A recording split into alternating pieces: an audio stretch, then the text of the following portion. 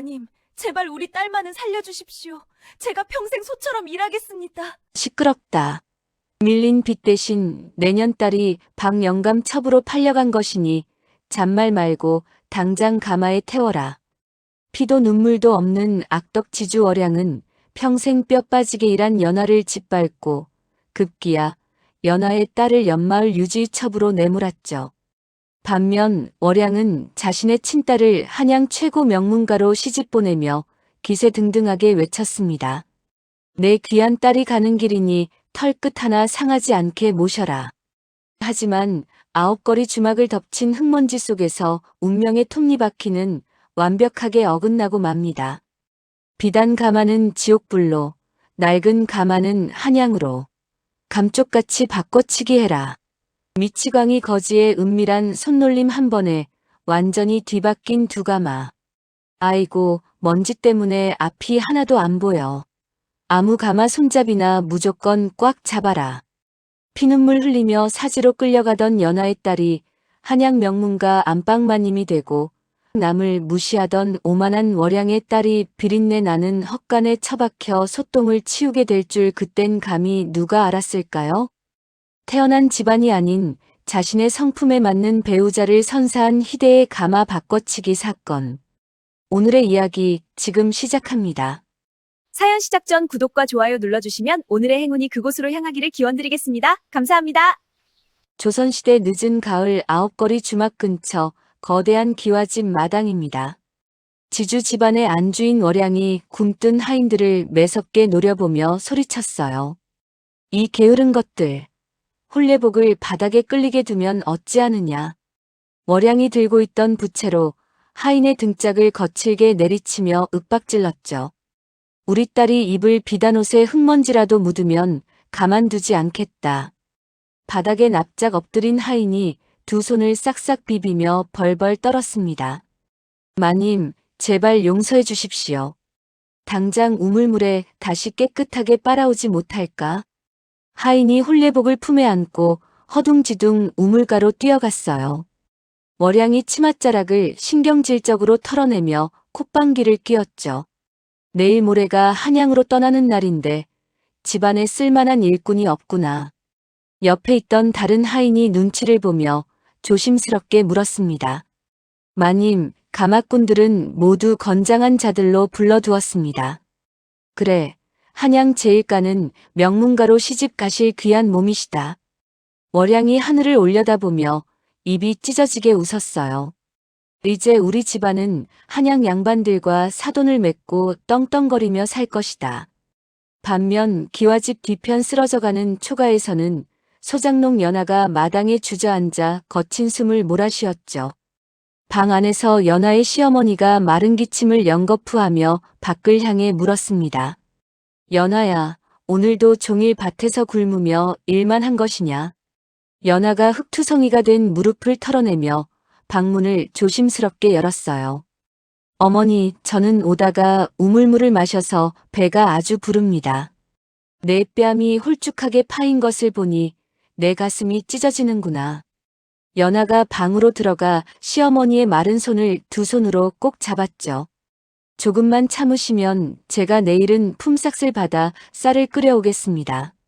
내 아들이 일찍 죽어 네가 이 고생을 하는구나. 그런 말씀 마십시오. 제가 더 부지런히 움직이면 됩니다. 그때 초가집 살인문이 쾅 소리를 내며 부서질 듯 열렸습니다. 월양이 흙먼지를 거칠게 일으키며 마당 한가운데로 성큼성큼 걸어 들어왔어요. 배를 골고 있는 꼴을 보니 참으로 처량하구나. 연하가 황급히 마당으로 내려와 땅바닥에 무릎을 꿇고 고개를 숙였죠. 마님, 누추한 곳에 어찌 직접 걸음을 하셨습니까? 월양이 품에서 두꺼운 장부를 꺼내 연하의 얼굴 앞에 집어 던졌습니다. 내년이 우리 집안에 갚아야 할 곡식이 벌써 30 가마니가 넘었다. 마님, 조금만 더 시간을 주십시오.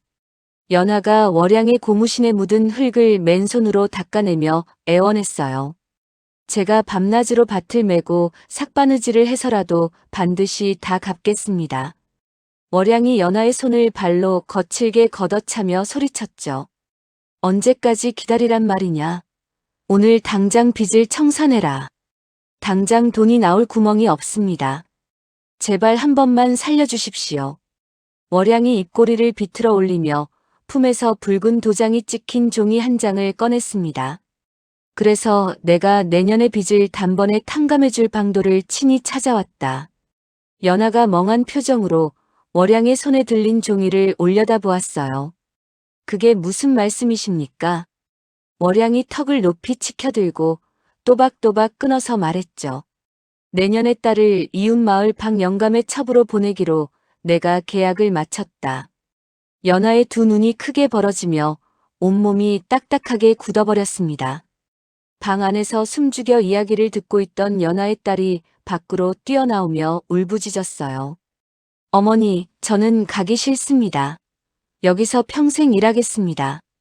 연하가 바닥에 납작 엎드려 월양의 치맛자락을 두 손으로 꽉 움켜쥐었죠. 마님, 제발 그것만은 거두어 주십시오. 이건 나라. 내 비단옷이 구겨지지 않느냐. 연하가 바닥에 이마를 쾅쾅 찌으며 피 맺힌 목소리로 절규했습니다. 박영감은 나이가 70이 넘고 첩들을 때려 죽이기로 소문난 악독한 자가 아닙니까? 감히 양반의 결정에 토를 다는 것이냐. 월양이 연하의 등을 매섭게 짓밟으며 악을 썼어요. 밀린 소장료를 못 갚으면 내년 가족 모두가 관아에 끌려가 곤장을 맞고 옥에서 죽을 것이다. 제가 평생 마님의 소처럼 일하겠습니다. 제발 우리 딸만은 살려주십시오. 이미 계약서에 수결을 끝냈고 돈도 받았다. 월양이 바닥에 쓰러진 연하를 내려다보며 코웃음을 쳤죠. 모래날이 박는 대로 가마에 태울 것이니 도망칠 생각은 꿈도 꾸지 마라. 딸을 잃게 된 절망감에 연하가 넋을 잃고 마을 어귀를 정처 없이 걸었습니다. 연하의 두 눈에서 뜨거운 눈물이 쉴 새 없이 흘러내려 흙바닥을 적셨어요. 어우, 짐승 썩은 냄새가 진동을 하네. 지나가던 장사꾼이 바닥에 침을 탁 뱉으며 삿대질을 했죠. 재수 없게 어디서 이런 더러운 갓바치가 굴러들어온 거야. 당장 우리 마을에서 꺼지지 못할까? 사람들에게 혐오와 무시를 받는 갓바치 황 노인이 구석에 웅크리고 앉아 있었습니다. 아무도 곁에 다가가지 않아 사람 취급조차 받지 못하는 처참한 모습이었어요. 저리 꺼지지 못할까? 연하는 자신도 며칠을 제대로 먹지 못해 쓰러질 것 같은 기력이었죠.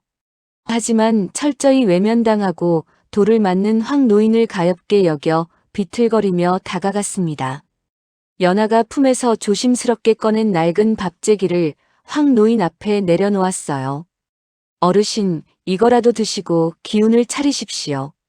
황 노인이 헝클어진 머리카락 사이로 고개를 들어 연하를 빤히 쳐다보았죠. 많이는 없지만 제가 오늘 먹을 몫의 밥입니다. 황 노인은 묵묵히 밥재기를 받아들고 손으로 허겁지겁 밥을 넘겼습니다. 밥을 먹으면서도 황 노인의 매서운 눈빛은 연하의 찢어진 집신을 빠짐없이 훑어보았어요. 천천히 드십시오. 급하게 드시면 체하십니다.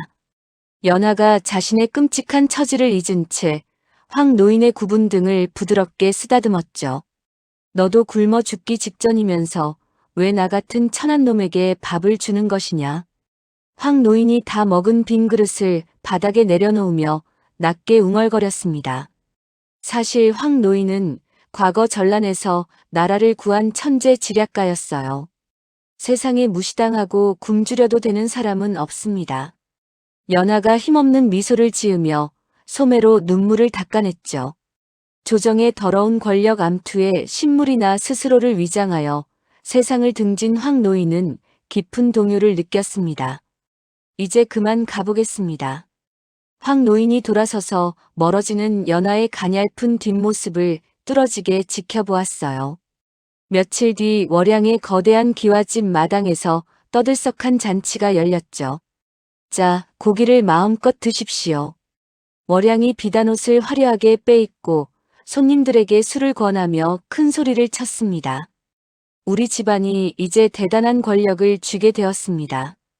잔치 구석에서 초라한 무명옷을 입은 연하와 딸이 부둥켜 안고 하염없이 눈물을 훔치고 있었어요. 딸이 연하의 거친 손을 두 손으로 꽉 잡으며 억지로 웃음을 지어 보였죠. 어머니, 제가 첩으로 가서 배불리 먹고 어머니와 할머니를 꼭 모셔오겠습니다. 안 된다. 내가 널 어떻게 그 지옥 같은 곳으로 보낸단 말이냐. 연하가 가슴을 쾅쾅 내리치며 숨이 넘어갈 듯한 오열을 토해냈습니다. 차라리 내가 죽어서 이 빚을 갚겠다. 어머니, 제발 울지 마십시오. 저는 정말 괜찮습니다. 황 노인이 기와집 흙담장 너머로 눈물 찢는 모녀의 비참한 모습을 조용히 내려다보았어요. 평생 세상과 단절한 채 숨겨온 지략을 다시 꺼내어 결심을 굳히는 순간이었죠. 반드시 저 악독한 자들을 파멸시키고 은혜를 갚으리라. 황 노인이 주먹을 꽉 쥐며 이 가혹한 운명을 완벽하게 뒤집어버리기로 굳게 다짐했습니다. 가마가 떠나기 사흘 전 월양이 본체 마당으로 연하를 거칠게 끌고 나왔습니다. 내년이 감히 굼뜨게 움직여서 우리 귀한 딸 홀레복에 주름이 생기지 않았느냐. 월양이 화려한 비단옷을 연하의 흑투성이 얼굴에 사정없이 집어던졌죠. 당장 다듬이질을 다시 해서 파리가 미끄러지게 만들어 놓아라. 연하가 땅바닥에 떨어진 귀한 비단옷을 두 손으로 조심스럽게 쓸어 담았습니다. 마님, 밤을 새워서라도 주름 하나 없이 반듯하게 다려놓겠습니다. 행여나 내년에 더러운 손때라도 묻으면 그날로 손목을 잘라버릴 것이다. 월양이 뾰족한 코를 찡그리며 안방으로 쌩안이 들어가 버렸어요. 깊은 밤 연하는 희미한 호롱불 아래서 비단옷을 다림질하며 소리 죽여 오열했죠. 내 딸은 낡은 무명 저고리 하나가 전부인데 어찌 이리 원통한가. 연하가 가슴을 주먹으로 쾅쾅 내리치며 피눈물을 삼켰습니다. 방구석에 웅크려 앉은 연하의 딸이 조용히 다가와 연하의 거친 손을 꽉 잡았어요. 어머니, 저는 이런 비단옷 같은 건 하나도 부럽지 않습니다. 미안하다.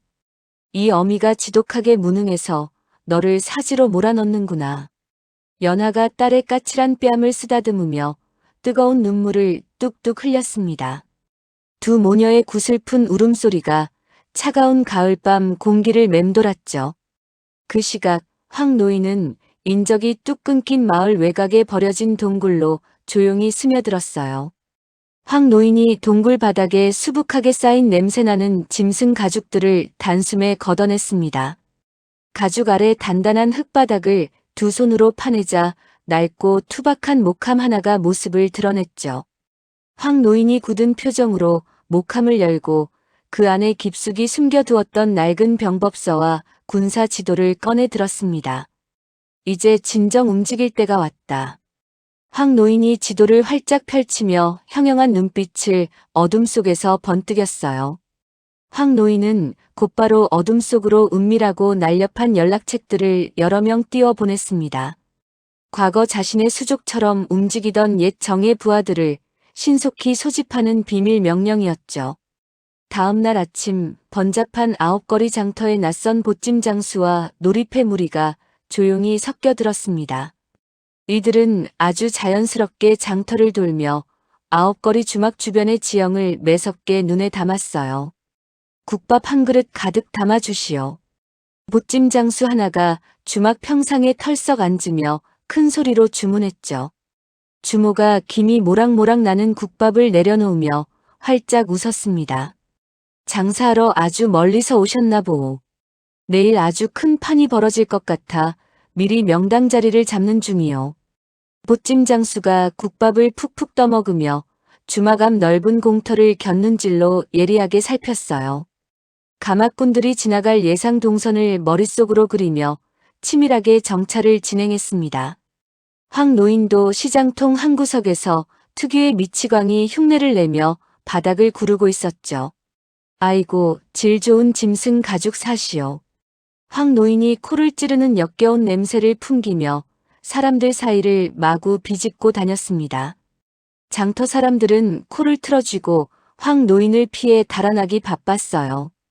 저리 가라, 이 역겨운 노인네야. 시장 상인이 바가지로 굵은 소금을 팍팍 뿌리며 짜증스럽게 소리쳤습니다.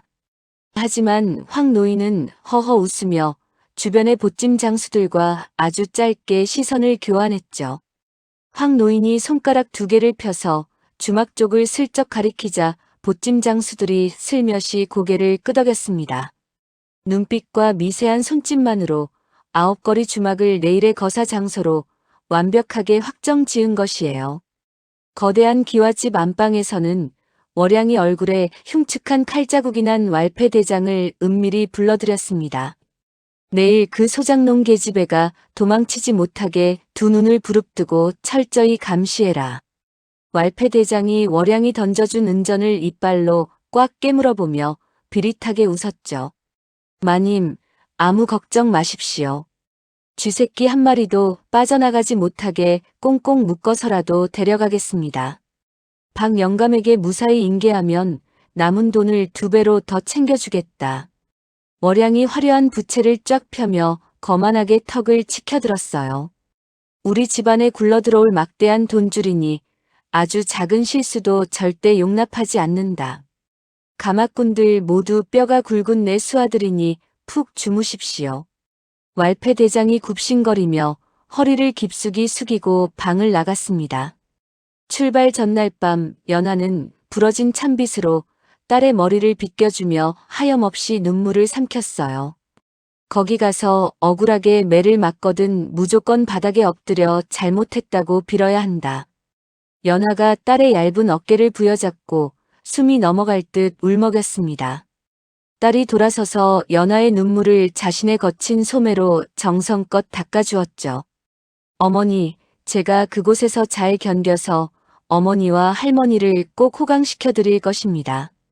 불쌍한 내 새끼를 어찌 그 지옥불로 보낸단 말이냐. 연하가 딸을 꽉 끌어안고 방바닥을 구르며 짐승처럼 처절하게 울부짖었습니다. 방 밖에서 피 섞인 기침을 하던 시어머니도 벽에 기대어 소리 죽여 눈물을 훔쳤어요. 다음 날 아침 황 노인이 우연을 가장하여 연하의 초가집 살인문 앞을 천천히 어슬렁거렸죠. 마침 마당에 나와 서성이던 연하가 황 노인을 발견하고 황급히 고개를 숙여 인사했습니다. 어르신, 아침 진지는 드시고 나오셨습니까? 황 노인이 낡은 집신을 바닥에 툭툭 치며 평소와 다른 진지한 표정을 지었어요. 오늘 9거리에서 무슨 험악한 소란이 일어날지 모른다. 연하가 핏기 하나 없는 창백한 얼굴로 황 노인을 쳐다보았습니다. 갑자기 그게 무슨 무서운 말씀이십니까? 무슨 일이 생기든 절대 동요하지 말고 그저 하늘의 뜻에 모든 것을 맡겨라. 황 노인이 이 묵직한 한마디만 남긴 채 뒤도 돌아보지 않고 멀어졌죠. 마침내 운명의 시간이 밝아오고 거대한 기와집 대문이 활짝 열렸습니다. 화려한 오색 천으로 치장한 월양 딸의 가마가 위풍당당하게 밖으로 나왔어요. 월양이 가마 창문을 두드리며 입이 찢어지게 크게 웃었죠. 한양에 도착하거든 이 어미를 절대 잊지 말고 가문을 크게 일으켜라. 곧이어 기와집 뒤편 초가집 마당에서도 낡은 가마 하나가 초라하게 출발했습니다. 왈패들이 연하의 딸을 붙잡아 좁은 가마 안으로 거칠게 밀어 넣었어요. 연하가 가마 손잡이를 붙잡고 바닥에 쓰러지자 왈패 대장이 연하를 매몰차게 발로 걷어찼습니다. 전혀 다른 2 가마가 각자의 길을 나서 만남의 장소인 9거리를 향해 천천히 움직이기 시작했죠. 운명의 출발 당일 정오, 한양길에 오른 선비들과 장사꾼들로 9거리 주막은 인산인해를 이루고 있었죠. 떠돌이 놀이패가 주막 마당 한가운데에 자리를 잡고 요란하게 꽹과리를 쳤습니다. 자, 천하제일의 기막힌 제주를 구경하고 가시라. 놀이패 우두머리가 징을 크게 올리며 사람들을 향해 소리쳤어요. 오늘 제대로 한판 놀아볼 테니 다들 이쪽으로 바짝 모여보시오. 선비 하나가 부채를 탁 접으며 주모에게 손짓을 했습니다. 주모, 여기 시원한 막걸리 한 사발 내오시오. 예, 지금 당장 나갑니다요. 주모가 땀을 뻘뻘 흘리며 탁자 사이를 부지런히 뛰어다녔죠. 국밥도 아주 뜨끈하게 말아서 가져오시오. 알겠습니다요. 빈자리가 없으니 저기 평상 끝에 걸터 앉으시지요. 그때 화려하게 장식된 월양딸의 가마가 주막 입구에 웅장하게 도착했어요. 가마꾼 우두머리가 어깨에 맨 막대기를 쿵 내려놓으며 거친 숨을 내쉬었습니다. 아이고, 어깨가 으스러질 것 같으니 잠시 쉬었다가 가자. 행님, 저기 풍물 소리 나는데 오줌 좀 누고 구경이나 합시다. 젊은 가마꾼이 놀이패 쪽을 기웃거리며 입맛을 다셨죠. 새아씨 가마를 버려두고 어딜 간단 말이냐. 에이, 잠깐이면 됩니다. 벌써 다들 뒷간으로 뛰어갔잖습니까. 우두머리가 혀를 차면서도 결국 가마꾼들을 따라 무리지어 놀이패 쪽으로 다가갔어요. 야, 줄 끊어지겠다. 조심해라. 우두머리도 턱을 괴고 줄 위를 걷는 소녀에게서 눈을 떼지 못했습니다. 저기 저 줄타기 하는 기집애 좀 보소. 아주 가볍게 날아다니네 그려. 곧이어 늙은 부호의 집으로 끌려가던 연하딸의 가마도 9고개를 넘어 주막에 도착했죠. 왈패대장이 연하딸의 가마를 월양딸의 가마 바로 옆에 거칠게 내려놓았어요. 오줌 좀 누고 올 테니 너희들은 가마 옆을 딱 지키고 서 있어라. 왈패 하나가 침을 뱉으며 투덜거렸습니다. 대장님만 쏙 빠지십니까? 우리도 저기 구경 좀 하고 오겠습니다. 이놈들이 돌았나? 행여나 저 계집이 도망치면 월양 마님 손에 우리 목이 달아난다. 가마 문을 단단히 잠가놨는데 어찌 도망칩니까? 딱 한 곡조만 듣고 오죠. 금방 올 테니 절대 눈 떼지 마라. 왈패들도 풍물 소리에 혼을 빼앗겨 고개를 길게 빼고 구경을 시작했죠. 어디 한번 잘 놀아봐라. 두 가마가 기적처럼 나란히 놓이자 놀이패로 위장한 황 노인의 부하들이 재빠르게 움직였습니다. 영차 영차. 한바탕 신나게 춤을 추자꾸나. 놀이패 무리가 흙먼지를 일부러 뿌옇게 일으키며 가마 주변을 빙빙 돌았어요. 어이쿠, 내 손이 미끄러졌네. 놀이패 소년 하나가 커다란 융단을 휘두르며 두 가마 위를 덮어 씌워버렸죠. 이놈아, 조심해서 놀아야지. 남의 귀한 가마에 흙을 묻히면 어쩌느냐. 부하들이 능청스럽게 소리치며 순식간에 겉모양이 전혀 달랐던 두 가마를 똑같은 모습으로 변하게 만들었습니다.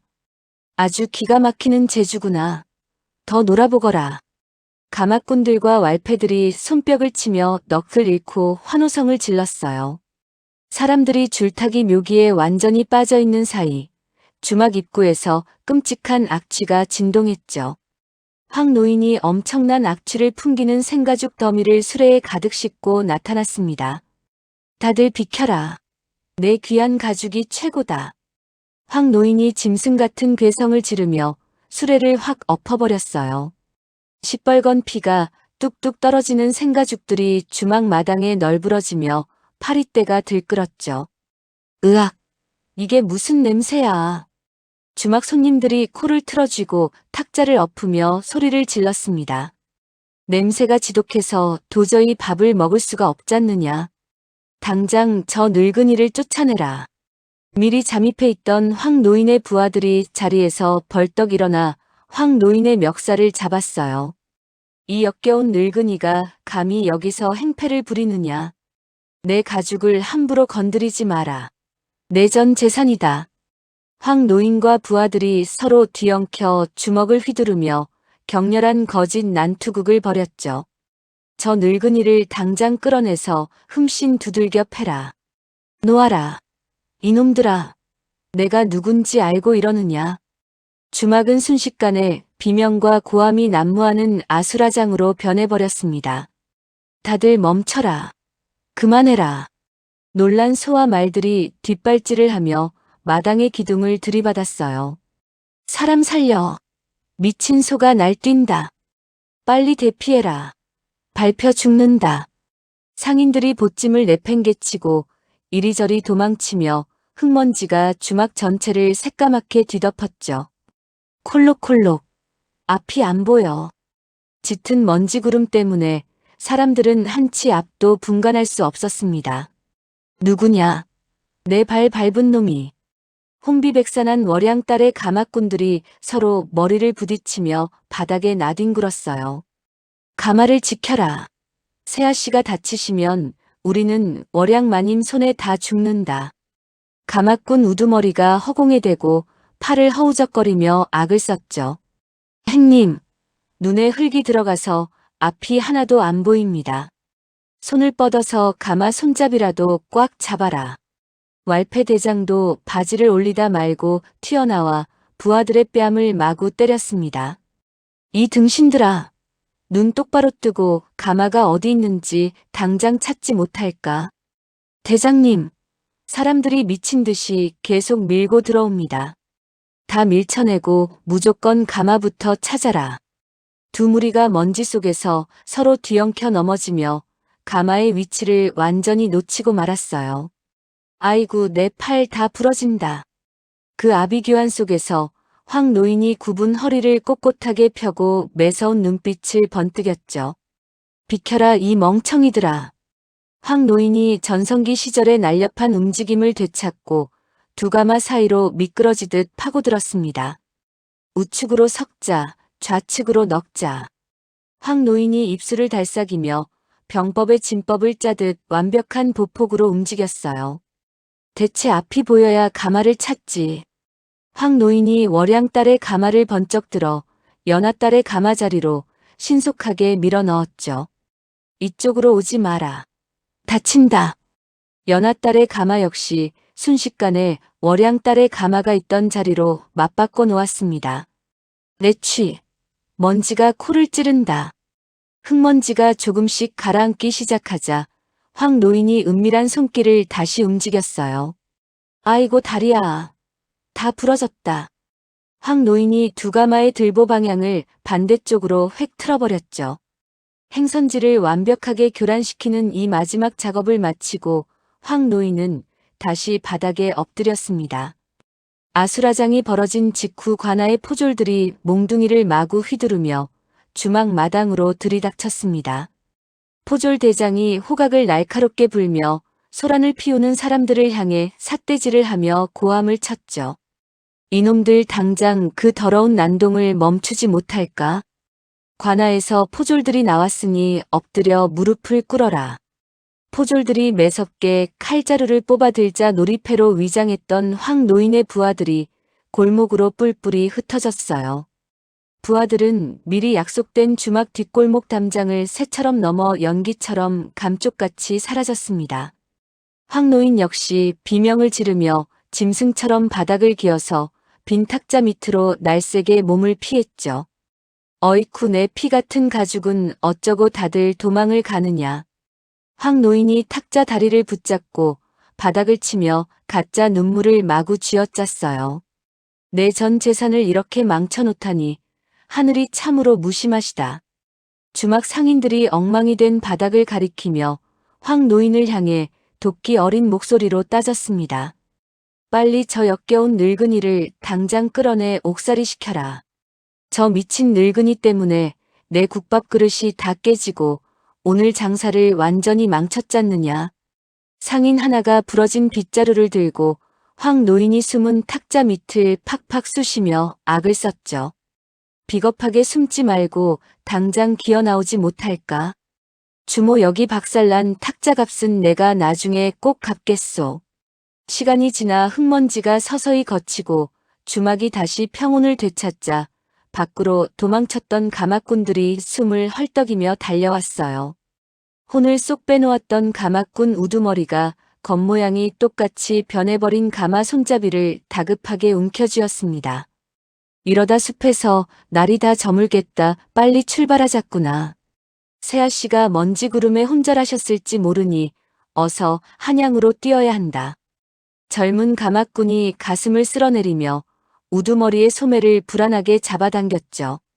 행님, 우리 가마가 이게 확실히 맞습니까? 이놈아 멍청한 소리 말고 빨리 어깨에 막대기나 메어라. 겉모습이 똑같이 변해버린 탓에 가마꾼들은 자신들의 가마가 뒤바뀐 사실을 꿈에도 의심하지 못했어요.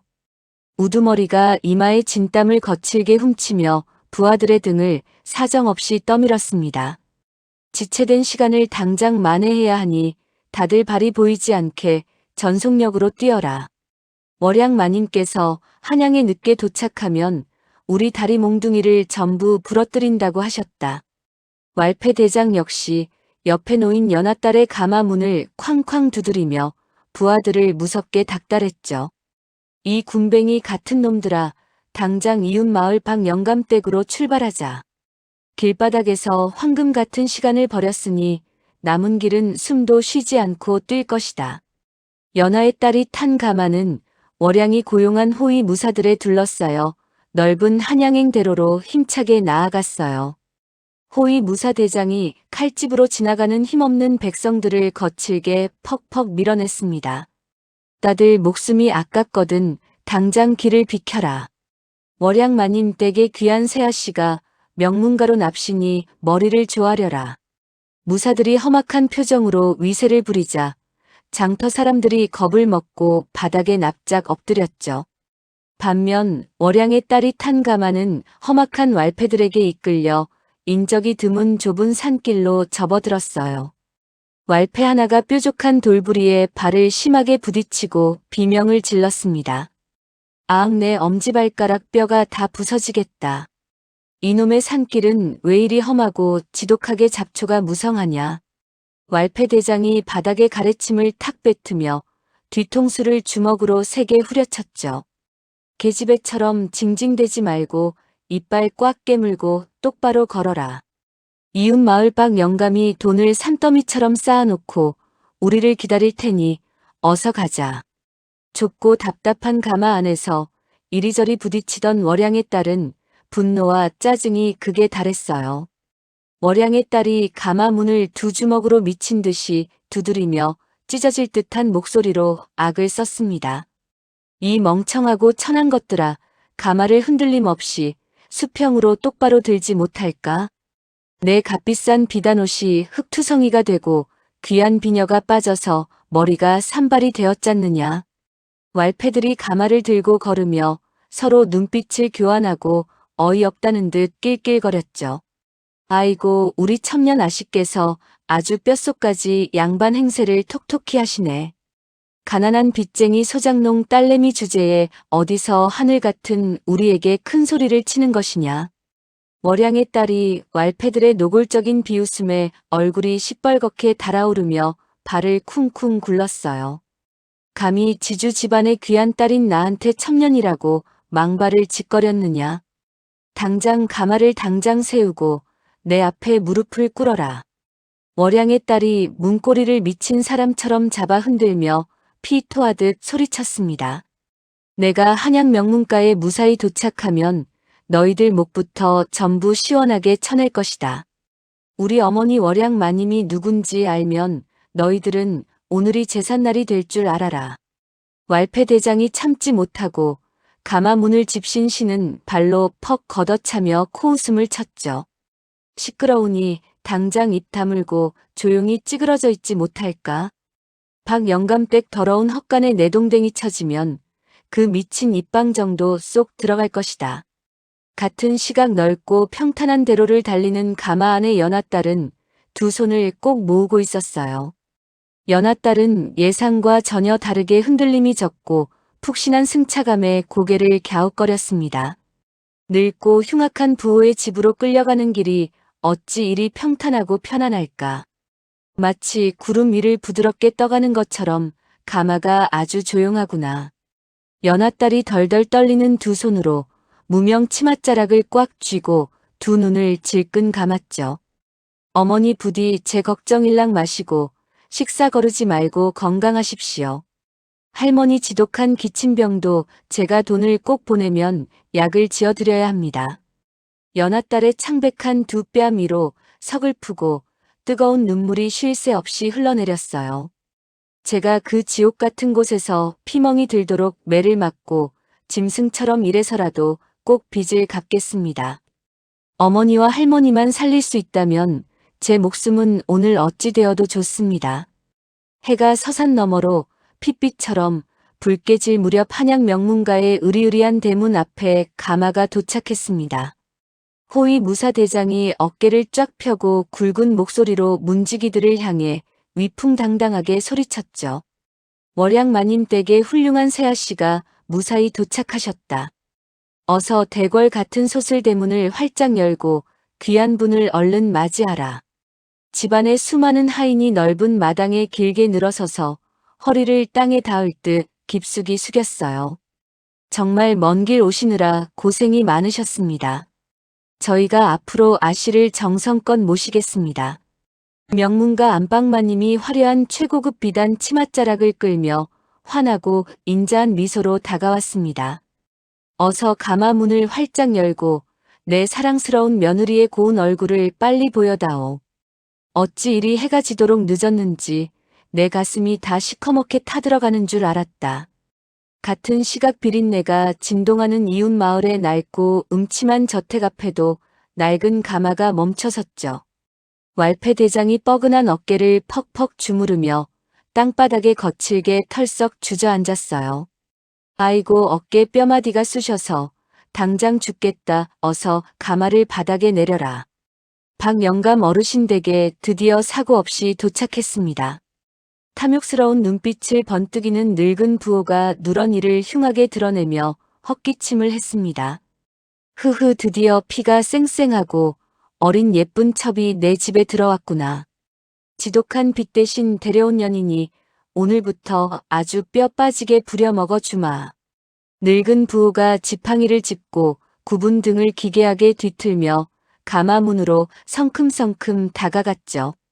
어서 문을 빨리 열고 얼마나 반반하게 생겨 먹었는지 얼굴 좀 보자꾸나. 늙은 부호가 때가 잔뜩 낀 더러운 손으로 가마 문고리를 신경질적으로 잡아당겼어요. 황 노인은 9거리 주막 뒷산 커다란 바위에 앉아 곰방대를 여유롭게 뻐끔뻐끔 피웠습니다. 참으로 기가 막히게 정신없고 통쾌한 하루였구나. 천지신명께서 내 보잘것없는 작은 손놀림을 도우셨으니 천만다행이다. 황 노인이 완전히 반대 방향으로 멀어진 두 가마의 궤적을 굽어보며 깊은 안도의 숨을 내쉬었죠. 이제 저 표독스럽고 탐욕스러운 월양이 땅을 치며 피눈물을 흘릴 일만 남았구나. 착한 연하야, 이제 내 고운 딸은 굶주림 없는 따뜻한 명문가에서 듬뿍 사랑받으며 살 것이다. 황 노인은 자신의 번뜩이는 지략이 억울한 자들의 운명 물줄기를 성공적으로 비틀었음을 굳게 확신했어요. 내 충직한 부하들도 털끝 하나 다치지 않고 잘 빠져나갔으니 완벽한 작전이었다. 황 노인이 자리에서 툭툭 털고 일어나며 하늘을 향해 호탕한 미소를 활짝 지었습니다. 한양 명문가의 대문 앞 안방마님이 화려한 가마문을 손수 활짝 열었습니다. 머나먼 길을 오느라 참으로 고생이 많았구나. 안방마님이 얼굴 가득 따뜻하고 인자한 미소를 지으며 가마 안을 들여다보았죠. 가마 안에는 남루한 무명옷을 입은 연하의 딸이 잔뜩 움츠린 채 벌벌 떨며 앉아 있었어요. 어찌 이리 얇고 낡은 옷을 입고 매서운 밤바람을 맞았느냐. 연하의 딸이 눈물을 뚝뚝 흘리며 차가운 바닥에 납작 엎드렸습니다. 제발 목숨만 살려주십시오. 제가 여기서 짐승처럼 뼈가 부서지도록 일하겠습니다. 안방마님이 몹시 놀란 눈으로 연하의 딸의 어깨를 잡아 직접 일으켜 세웠죠. 새아가, 그게 대체 무슨 당치도 않은 소리냐. 황 노인이 한양의 월양 가문이 정치적 탄압을 피해 신부를 아주 초라하게 위장하여 보낼 것이라는 헛소문을 미리 널리 퍼뜨려 두었어요. 그래서 명문가 시댁 식구들은 연하딸의 초라한 행색을 전혀 의심 없이 굳게 믿고 받아들였습니다. 내 부모님이 너를 살리기 위해 일부러 눈에 띄지 않는 낡은 옷을 입혀 보냈다는 소식을 익히 들어 알고 있다. 안방마님이 연하딸의 거칠고 딱딱하게 터진 손을 두 손으로 꽉 잡았죠. 이 먼 길을 홀로 오면서 가슴이 얼마나 두렵고 무서웠느냐. 연하의 딸이 어리둥절한 표정으로 안방마님의 화려한 비단옷을 올려다보았어요. 제가 팔려온 곳은 나이가 아주 많고 흉악한 영감님 댁이 아니었습니까? 무슨 섭섭하고 해괴망측한 소리냐. 너는 오늘부터 우리 귀한 명문가의 어엿하고 진정한 며느리다. 명문가 식구들이 연하의 딸을 따뜻한 물로 깨끗하게 씻기고 화려한 최고급 비단옷을 정성껏 입혀주었습니다. 옷이 날개라더니 시골에서 왔어도 참으로 기품이 넘치고 단아한 자태구나. 연하의 딸은 이 믿을 수 없는 기적 같은 상황에 두 눈을 세게 비비며 뜨거운 눈물을 뚝뚝 흘렸죠. 어머니, 제가 어찌 이런 분에 넘치는 귀한 대접을 한양에서 받습니까? 안방마님이 연하딸의 굵은 눈물을 고운 비단 수건으로 조심스럽게 닦아주었어요. 내 맑은 눈빛과 고운 행동을 보니 심성이 비단결처럼 고운 것을 내가 단번에 알겠다. 연하의 딸이 다시 마루 바닥에 엎드려 깁고 정중한 큰절을 올렸습니다. 이 크나큰 은혜를 평생토록 죽으림을 다해 갚겠습니다. 한편 짐승 비린내가 진동하는 낡은 시골 저택 앞에서는 월양의 딸이 가마 문을 거칠게 발로 걷어차고 밖으로 나왔죠. 늙은 부호가 징그럽고 탐욕스러운 웃음을 질질 흘리며 가마 앞으로 바짝 다가갔어요. 흐흐, 빚쟁이 소장농 연하가 나한테 아주 잘 보이려고 뒷딸년한테 무리해서 비단옷을 덤터기로 입혀서 보냈구나. 늙은 부호가 시커먼 때가 낀 더러운 손으로 월양딸의 하얀 얼굴을 마구 쓰다듬으려 했습니다. 아주 이목구비가 뚜렷하고 반반하게 생겨서 내 집에서 밥값은 톡톡히 하겠구나. 월양의 딸이 날카로운 비명을 지르며 늙은 부호의 손을 찰싹 소리나게 때렸죠. 어딜 감히 천한 것들이 씻지도 않은 짐승 같은 손으로 내 귀한 옥체에 함부로 손을 대느냐. 월양의 딸이 더러운 흙바닥에 가래침을 탁 뱉으며 앙칼지고 도끼 어린 목소리로 소리쳤어요. 나는 이 지역 최고 지주 집안의 귀한 외동딸이다. 당장 한양으로 내 가마를 다시 돌려라. 늙은 부호가 어이가 없다는 듯 누런이를 드러내며 헛기침을 아주 크게 뱉어냈습니다. 이 어린 계집애가 빚 대신 첩으로 팔려오더니 억울해서 정신을 단단히 놓고 미쳐버렸구나. 가마꾼으로 위장해 몰래 따라온 황 노인의 부하가 재빨리 늙은 부호 곁으로 바짝 다가갔죠. 어르신, 저 망할 계집이 아홉거리에서 오면서부터 자신이 대단한 양반이라며 계속 미친 헛소리를 짓거렸습니다. 부하가 허리를 땅에 닿을 듯 굽실거리며 아주 능청스럽게 거짓말을 늘어놓았어요. 나이 많은 분에게 평생 팔려가는 처지가 너무 분하고 억울해서 완전히 실성한 것이 분명합니다. 월양의 딸이 눈에 시뻘건 쌍심지를 켜고 부하의 머리채를 잡으려 맹렬하게 덤벼들었습니다. 이 망할 놈아! 네가 우리 어머니 월양 마님을 똑똑히 알면서 어찌 그런 입에 발린 거짓말을 나불대느냐. 늙은 부호가 들고 있던 두꺼운 나무 지팡이로 월양 딸의 종아리를 사정없이 퍽퍽 내리쳤죠. 어디서 감히 하늘 같은 지아비 앞에서 감히 미친 입방정을 떠느냐. 월양의 딸이 처절한 비명을 찢어질 듯 지르며 더러운 흙바닥에 비참하게 나뒹굴었어요. 당장 저 미친년의 화려한 비단옷을 가위로 다 찢어벗기고 냄새나는 더러운 누더기를 입혀라. 늙은 부호가 얼굴을 시뻘겋게 붉히며 옆에 덜덜 떨고 있던 하인들에게 무섭게 호통을 쳤습니다. 아주 괘씸한 계집이니 당장 저 쥐가 득실거리는 헛간에 처박아두고 내일부터 하루 종일 소여물을 썰게 만들어라. 하인들이 미친 듯이 발버둥 치는 월양의 딸을 헛간으로 질질 끌고 가며 무거운 나무 문을 쾅 닫아버렸죠. 몇 달의 시간이 구름처럼 빠르게 흘렀어요. 한양 명문가의 며느리가 된 연하의 딸은 타고난 영특함과 따뜻한 심성으로 복잡한 집안 대소사를 훌륭하게 이끌었습니다. 어머니, 오늘은 날이 유독 차가우니 제가 직접 아궁이에 불을 지펴 뜨끈한 국밥을 끓여보았습니다. 연하의 딸이 정성스럽게 차린 고기 밥상을 안방마님 앞에 조심스럽고 예의 바르게 내려놓았죠. 안방마님이 진한 국물을 한 숟갈 푹 떠먹고 입가에 환하고 만족스러운 미소를 지었어요. 어찌 이리 요리 솜씨가 깊고 좋은지 늙은 내 입맛에 아주 기가 막히게 딱 맞는다. 시부모는 연하딸의 겸손하고 어른을 공경하는 태도를 마주칠 때마다 매일 입이 마르도록 칭찬했습니다. 너같이 귀하고 착한 며느리가 우리 집에 들어와서 집안 전체가 아주 태평성대구나. 안방마님이 연하딸의 손을 따뜻하게 토닥이며 아주 다정하게 눈을 맞추었죠. 내 훌륭한 품성에 보답하고자 내가 오늘 아주 크고 귀한 선물을 하나 준비했다.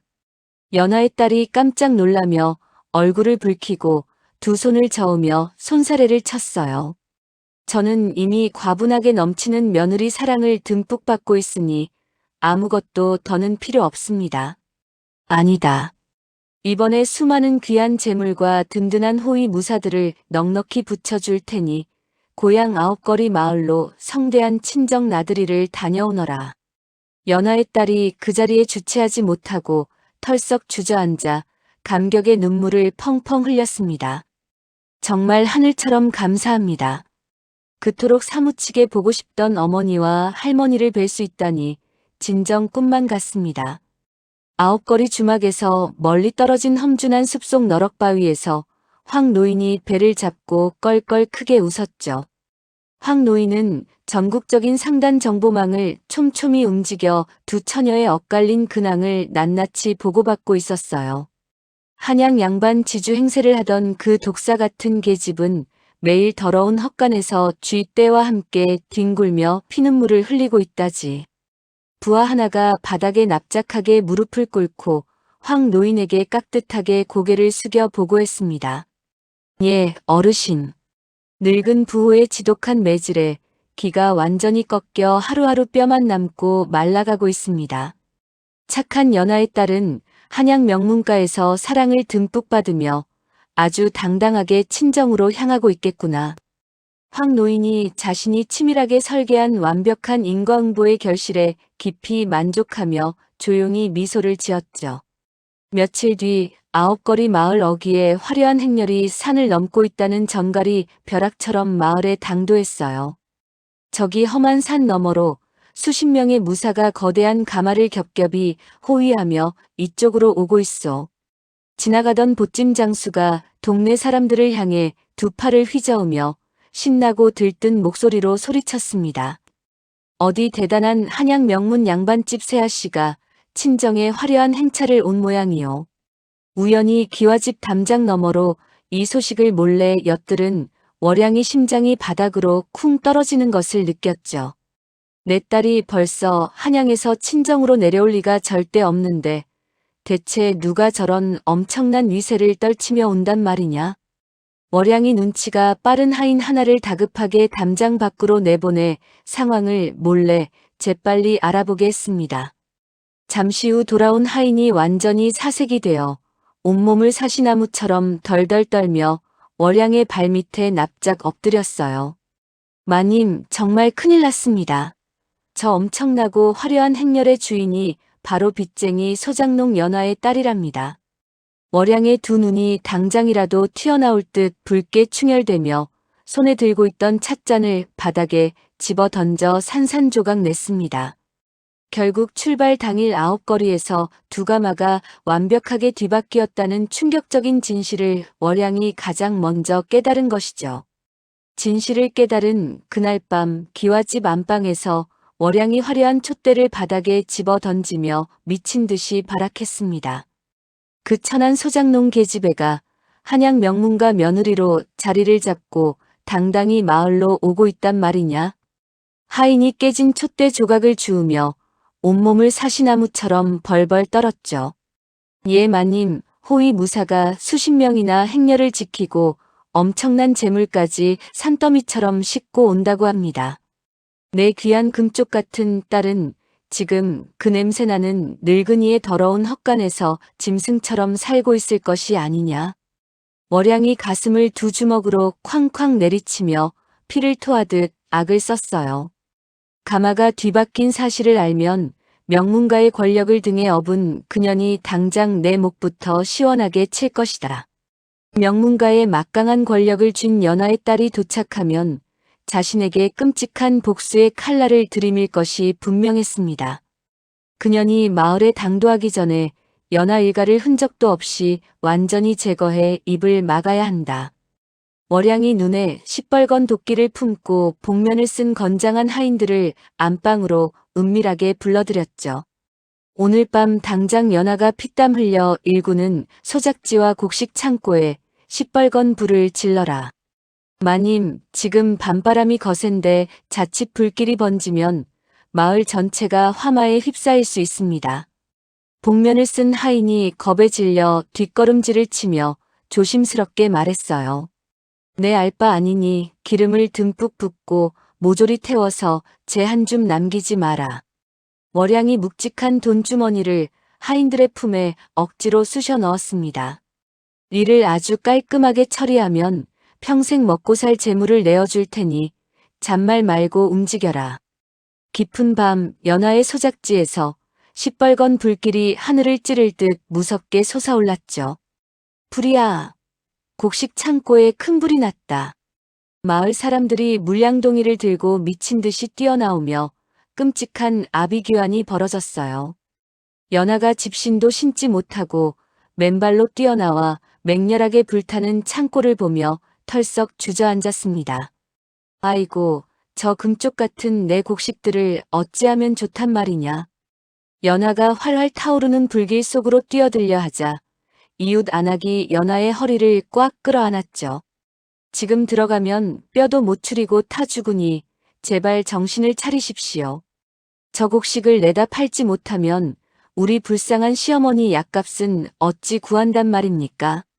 연하가 뜨거운 흙바닥을 두 주먹으로 내리치며 서럽게 통곡했어요. 날이 밝자마자 관아에 부패한 사또가 수십 명의 포졸들을 이끌고 초가집 마당으로 들이닥쳤습니다. 당장 저 흉악한 방화범 연하의 목에 무거운 칼을 씌워라. 사또가 쥐부채를 쫙 펴며 벼락같이 호통을 쳤죠.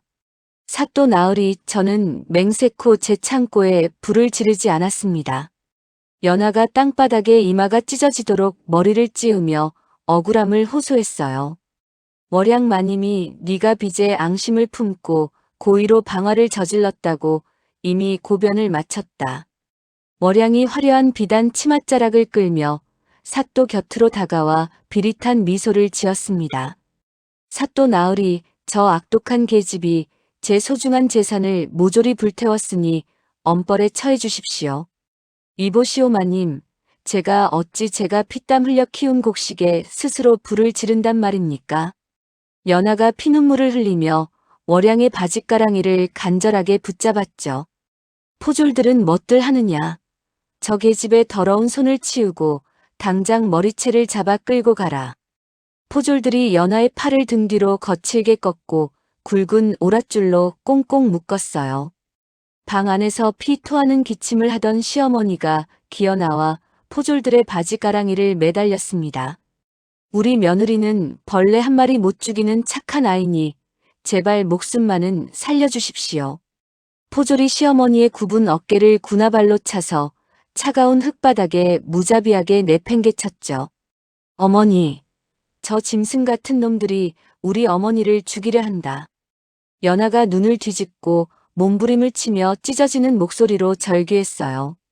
관아의 어두운 밀실에서 사또와 월양이 마주 앉아 더러운 밀약을 맺었습니다.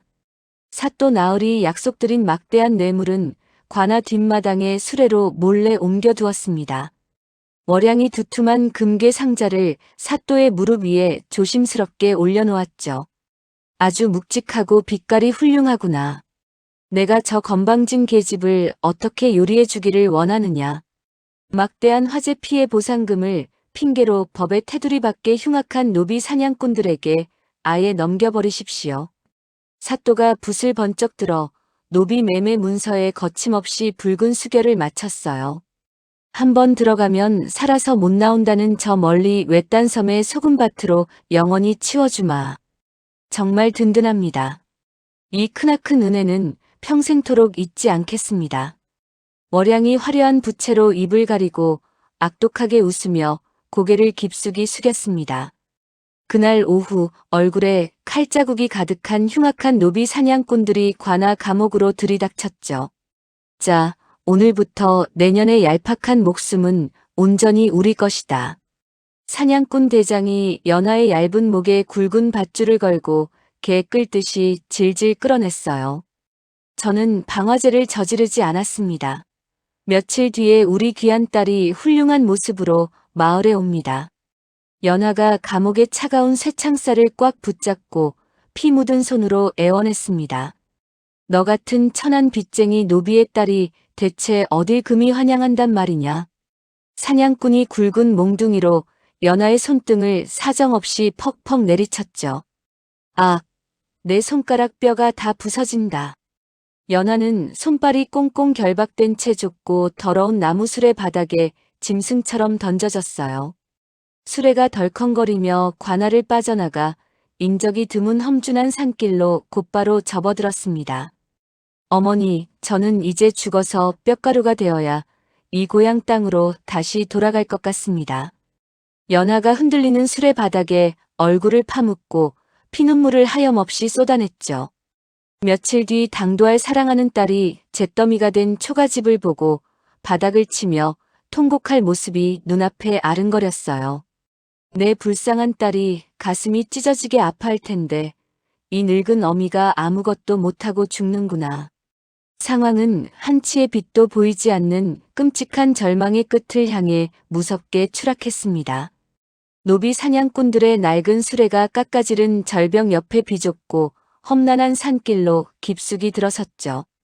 이 험한 산만 넘으면 바닷가에 노비선이 띄워져 있으니 어서 소 엉덩이를 갈겨 몰아라.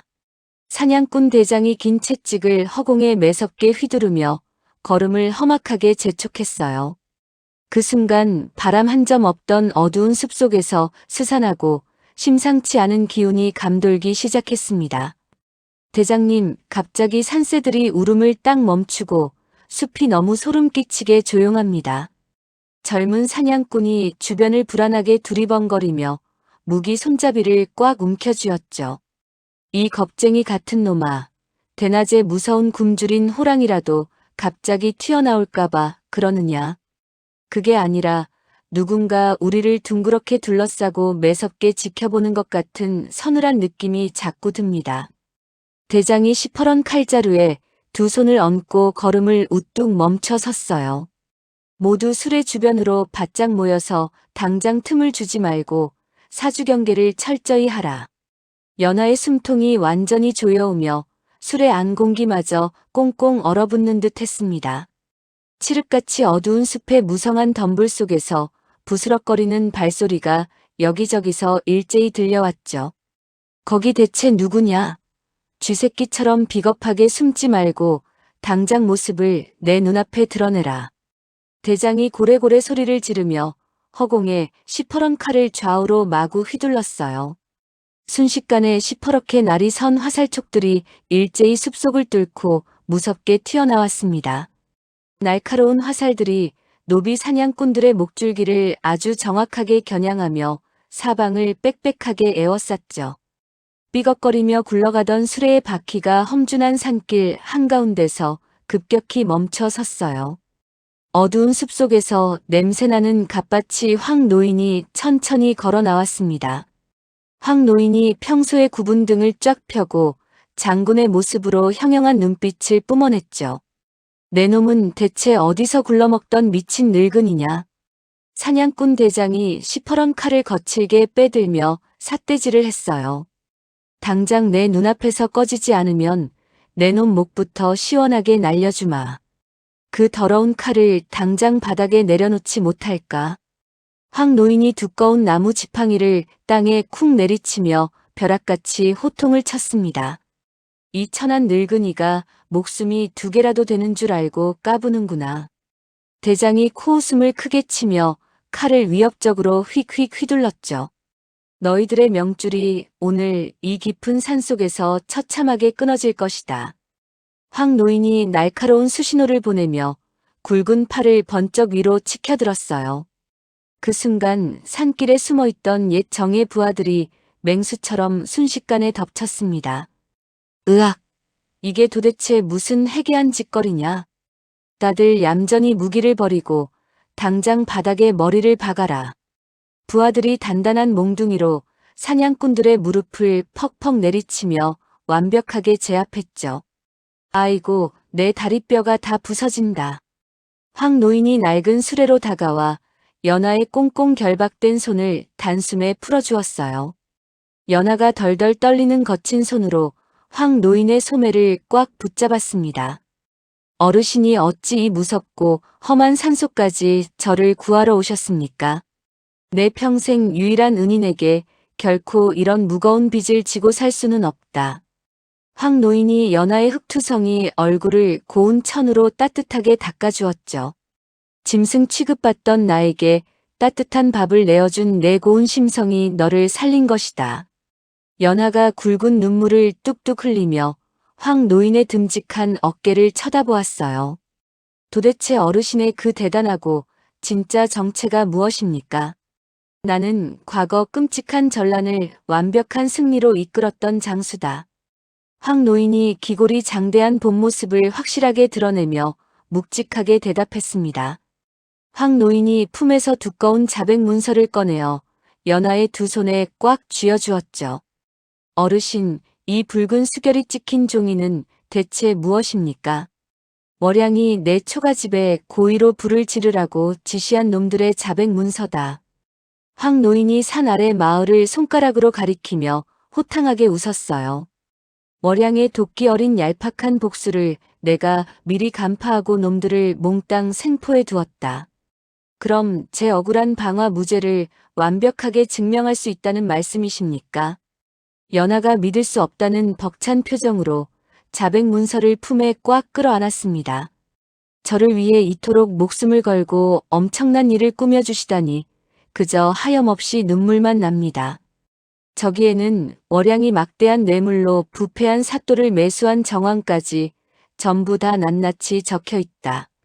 황 노인이 연하의 얇은 어깨를 든든하게 토닥이며 주먹을 불끈 쥐었죠. 내일 날이 밝는 대로 저 악독하고 탐욕스러운 무리들을 관하에서 전부 뿌리 뽑을 것이다.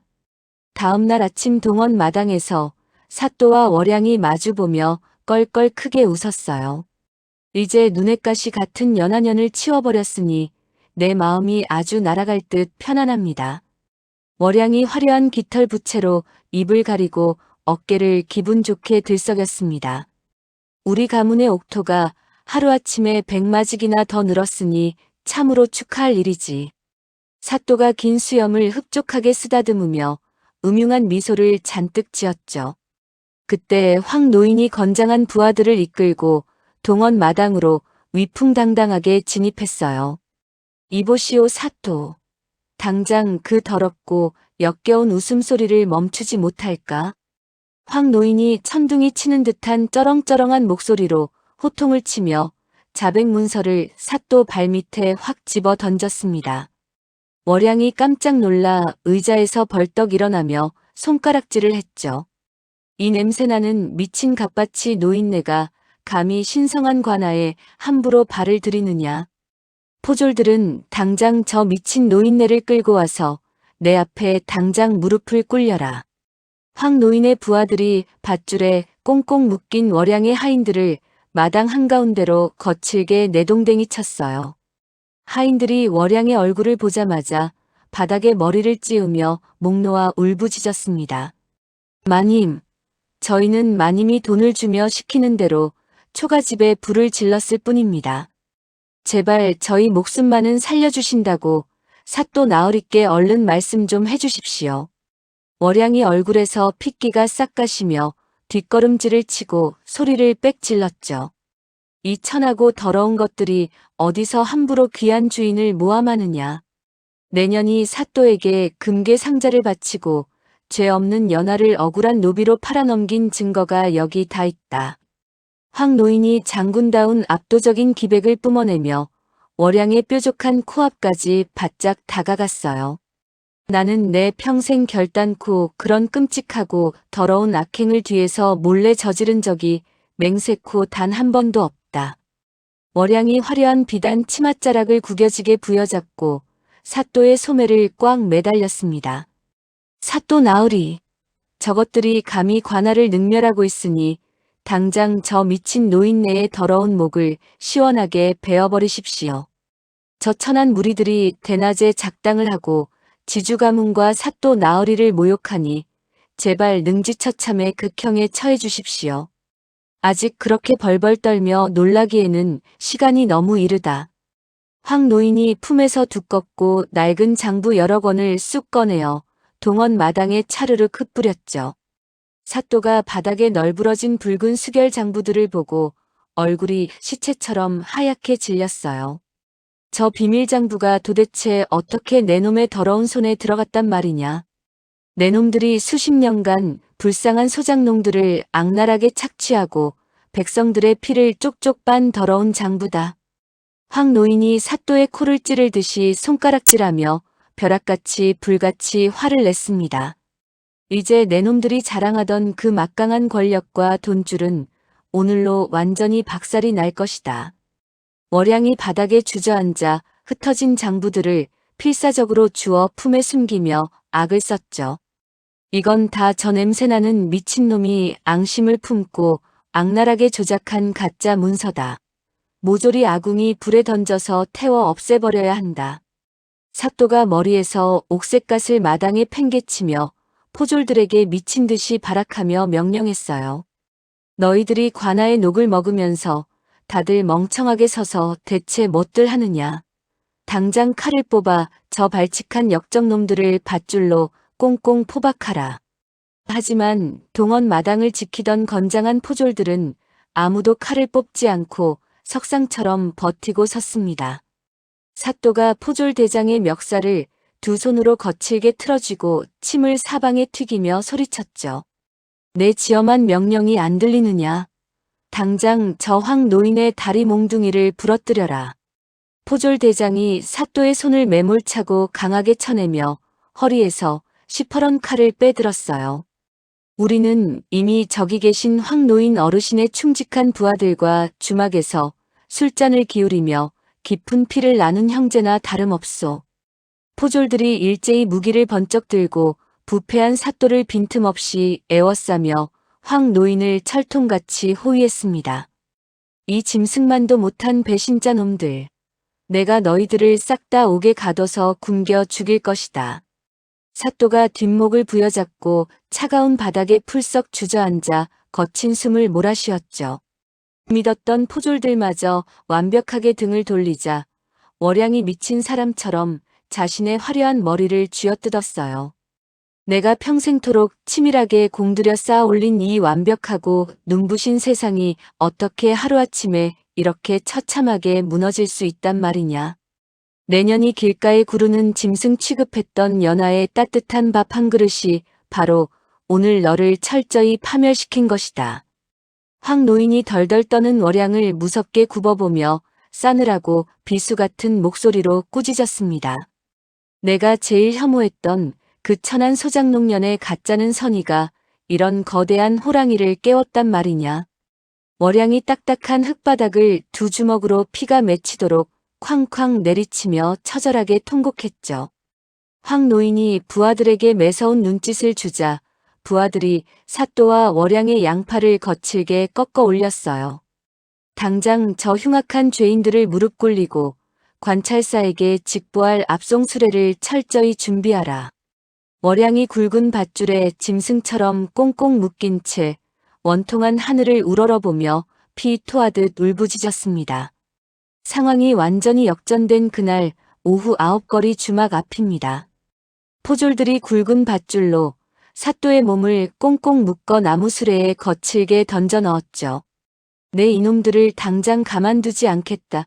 내가 누군지 아느냐.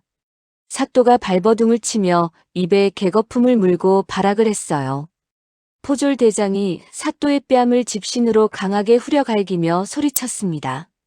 관찰사 영감께 모든 추악한 증거가 넘어갔으니 이제 그 더러운 입을 조용히 다무시오. 월양 역시 헝클어진 머리로 거리를 미친 사람처럼 헤매고 있었죠. 내 금쪽 같은 재산들이 하루아침에 모조리 관아로 넘어가다니 이건 말도 안 되는 모함이다.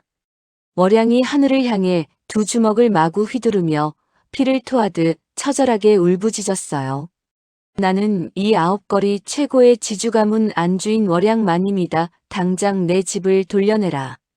과거 월양에게 길가에 구르는 짐승 취급을 당했던 소장농들이 몰려와 차가운 멸시를 보냈습니다. 소장농 하나가 월양의 얼굴에 굵은 돌멩이를 퍽 던지며 가래침을 뱉었죠.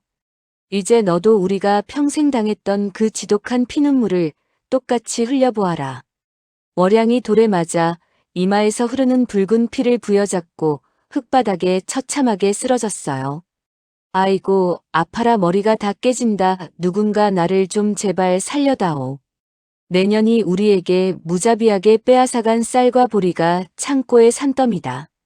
다른 소장농들이 월양을 빙 둘러싸고 발길질을 마구 해댔죠.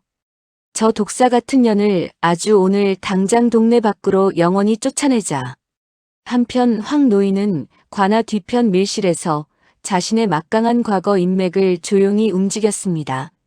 과거 부하들이 몰수된 월양 가문의 토지 장부를 뭉텅이로 들고 황 노인 앞에 섰어요. 어르신 지시하신 대로 월양에 비옥한 땅 전부를 방금 연하의 이름으로 완전히 이전시켰습니다. 황 노인이 붉은 도장이 선명하게 찍힌 빳빳한 토지 문서를 건네받고 크게 고개를 끄덕였죠. 수고가 아주 많았다. 이제 연하 가족은 평생 굶주리지 않고 두 다리를 뻗고 편히 살 것이다. 며칠 뒤 연하는 낡은 초가집에서 나와 아주 어엿하고 넓은 자신의 땅을 밟았습니다. 연하가 비옥한 흙을 두 손으로 조심스럽게 쓸어 담으며 감격의 눈물을 펑펑 흘렸어요. 이게 정녕 내 땅이란 말이냐. 천지신명께 100번 1000번 감사드릴 일이다. 한양 명문가에서 수많은 호위 무사를 늠름하게 대동하고 돌아온 딸이 연하를 꽉 끌어안았죠. 어머니, 이제 우리에게도 이렇게 기름지고 넓은 땅이 드디어 생겼습니다. 딸이 연하의 굳은 살 박인 거친 손에 자신의 고운 뺨을 비비며 엉엉 소리 내어 울었습니다. 네가 한양에서 털끝 하나 다치지 않고 무사히 돌아와 준 것만으로도 나는 세상을 다 가진 것 같다. 연하가 고운 최고급 비단옷을 입은 딸의 얼굴을 정성스럽게 닦아주며 환하게 웃었죠. 병든 시어머니도 지팡이를 짚고 마루에 나와 두 손을 모으고 하늘을 향해 연신절을 했어요. 며느리야, 내 고운 심성이 기어이 우리 다 죽어가던 집안을 이렇게 크게 살려냈구나. 시어머니가 연하의 굽은 등을 따뜻하게 토닥이며 굵은 눈물을 뚝뚝 흘렸습니다. 어머니, 이제 매일 고깃국과 흰쌀밥을 배불리 지어드릴 테니 만수무강하십시오. 연하가 시어머니의 주름진 두 손을 부여잡고 아주 깊이 허리를 숙였죠. 끔찍하고 지독했던 가난의 쇠사슬이 마침내 영원히 툭 끊어지는 벅찬 순간이었습니다. 우리 이제 아프지 말고 빚 걱정 없이 오래오래 행복하게 웃으며 삽시다. 딸이 연하의 무명 옷자락을 꽉 붙잡고 아주 밝고 씩씩한 목소리로 말했어요. 한양시댁 어르신들도 어머니의 억울하고 기막힌 사연을 전해 듣고 눈물을 훔치셨습니다. 그 높으신 양반 어르신들께서 나 같은 비천한 촌부의 이야기를 어찌 귀 기울여 들으셨단 말이냐. 연하가 믿을 수 없다는 듯 두 눈을 커다랗게 뜨고 딸을 빤히 바라보았죠. 어머니의 훌륭하고 정직한 됨됨이를 아주 깊이 존경한다며 두 가문이 앞으로 평생 끈끈하게 지내자고 굳게 맹세하셨습니다. 내가 참으로 훌륭하고 인자하신 사돈 어른들을 모시게 되었으니 뼈가 부서지도록 평생 은혜를 갚아야겠다. 같은 시각 멀리 산 너머 늙은 부호의 집 더러운 헛간문이 기괴하게 삐걱거리며 열렸습니다. 누더기를 걸친 거지가 된 월양이 한쪽 다리를 심하게 절뚝거리며 헛간 안으로 힘겹게 들어왔어요. 내 귀하고 예쁜 외동딸아, 어미가 드디어 너를 구하러 이 먼 길을 예까지 왔다. 지옥 같은 나날을 보내며 짐승처럼 일하던 딸이 소여물을 썰다 말고 고개를 획 돌렸죠. 월양의 딸이 피골이 상접한 흉측한 얼굴로 어미를 노려보며 쥐어짜는 듯 날카롭게 소리쳤습니다. 어머니가 대체 무슨 뻔뻔한 낯짝으로 이제야 나를 찾아온단 말입니까? 딸이 쥐고 있던 낡고 뾰족한 낫을 흙바닥에 거칠게 집어 던지며 미친 듯이 악을 썼어요. 저 흉악한 늙은이에게 매일 밤 몽둥이로 두들겨 맞으며 내가 얼마나 피눈물을 흘렸는지 상상이나 하십니까? 나도 관아의 모든 재산을 다 빼앗기고 길거리를 처참하게 헤매다 간신히 목숨만 건져서 얘까지 왔다. 월양이 눈물을 흘리며 딸의 앙상한 손을 잡으려 뻗었지만 딸이 어미의 손을 매몰차게 탁 쳐냈죠. 가마꾼 하나 제대로 간수 못해서 나를 이런 끔찍한 지옥 구덩이에 빠뜨려 놓고 뻔뻔하게 변명만 늘어놓으십니까?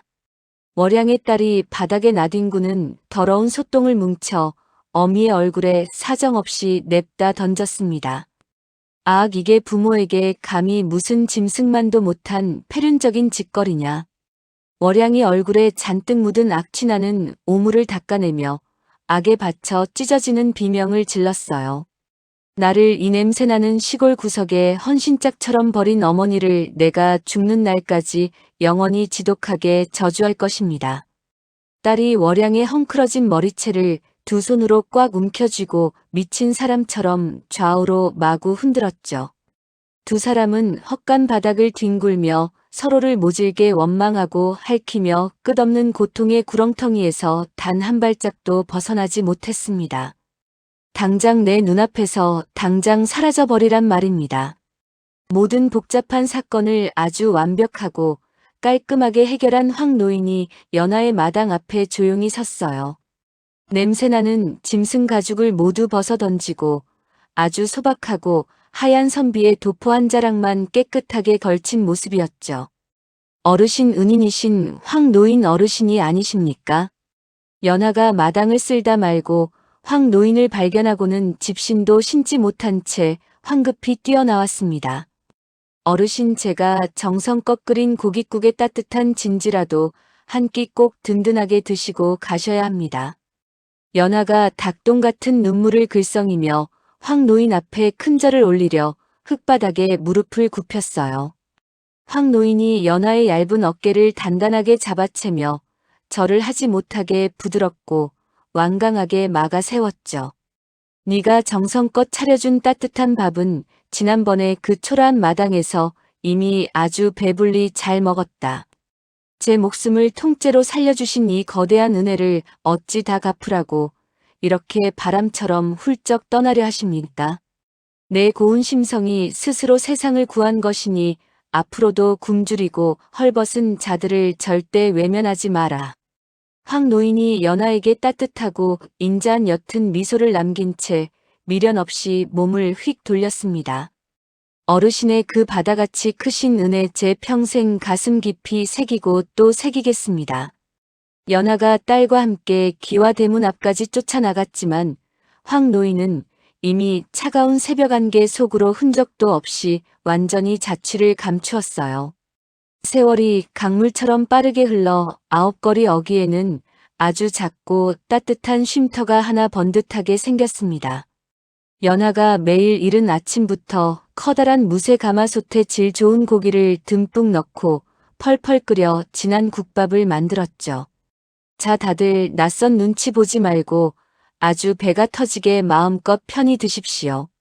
연하가 오가는 배고픈 보찜 장수와 가난한 나그네들에게 아무런 대가 없이 따뜻한 국밥을 듬뿍 퍼주었어요.